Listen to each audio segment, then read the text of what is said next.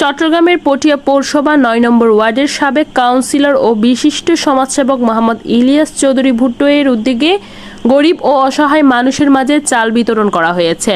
শনিবার ১৪ মার্চ দুপুরে পটিয়া পৌরসভা ৯ নম্বর ওয়ার্ডের হাদু চৌধুরী বাড়ি জামে মসজিদ মাঠ প্রাঙ্গণে এই চাল বিতরণ কর্মসূচি অনুষ্ঠিত হয়। অনুষ্ঠানে সভাপতিত্ব করেন পটিয়া পৌরসভা ৯ নম্বর ওয়ার্ডের সাবেক কাউন্সিলর ও সমাজসেবক মোহাম্মদ ইলিয়াস চৌধুরী ভুট্টো। আমাদের এবং পটিয়া পৌরসভার ৫০০ জনকে আমাদের ওয়ার্ডে চাল বিতরণ করেছে এবং যারা বাদ পড়েছেন তাদেরকে আমরা যাতে আনাম ভাইকে যারা ভোট দিয়েছেন সবাইকে সবার ঘরে ঘরে যাতে এই চাল আমাদের পৌঁছে দেওয়ার জন্য এই অঙ্গীকারবদ্ধ।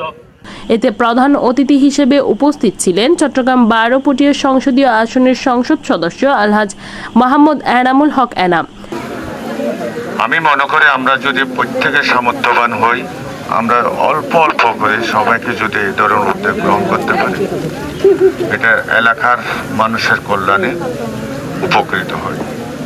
তাই প্রত্যেক সামর্থ্যবান ব্যক্তিরা যাতে এই ধরনের মহৎ কাজে উদ্যোগী হয়, শুধু মানুষের কাছে না আল্লাহর কাছেও সেটা নিয়ামত এবং বরকতময় দিনে মানুষের পাশে দাঁড়ানো, মানুষের একবেলা ভাতের যোগান দেওয়া, সহযোগিতা করা, এটা বিশাল একটা বিষয়।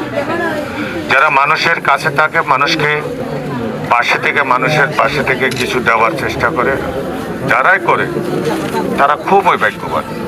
বিশেষ অতিথি হিসেবে উপস্থিত ছিলেন পটিয়া উপজেলা বিএনপির সাবেক সদস্য সচিব খোরশেদ আলম এবং পটিয়া পৌরসভা বিএনপির সাবেক সদস্য সচিব গাজী আবু তাহের, চট্টগ্রাম দক্ষিণ জেলা যুবদলের সাবেক সভাপতি বদরুল খায়ের চৌধুরী, উপজেলা বিএনপির যুগ্ম আহ্বায়ক মফজল আহমদ, পৌরসভা বিএনপি নেতা জাহিদুল হক, দক্ষিণ জেলা জাসাসের সাধারণ সম্পাদক নাসির উদ্দিন, এম মঞ্জুরুল আলম চৌধুরী, উমর ফারুক চৌধুরী, ওয়ার্ড সভাপতি জসিমউদ্দিন মল্ল, সাধারণ সম্পাদক মিজানুর রহমান, বিএনপি নেতা ফজলুল কাদের, হারুন তালুকদার, রিজওয়ান, লিটন, ইকবাল চৌধুরী, নেসার আহমদ চৌধুরী আরও অনেকে উপস্থিত ছিলেন। এ সময় এলাকার গরিব ও অসহায় মানুষের মাঝে চাল বিতরণ করা হয়। উপস্থিত অতিথিরা বলেন, সমাজের বিত্তবানদের এই ধরনের মানবিক উদ্যোগে এগিয়ে আসা উচিত, যাতে অসহায় মানুষ কিছুটা হলেও স্বস্তি পায়।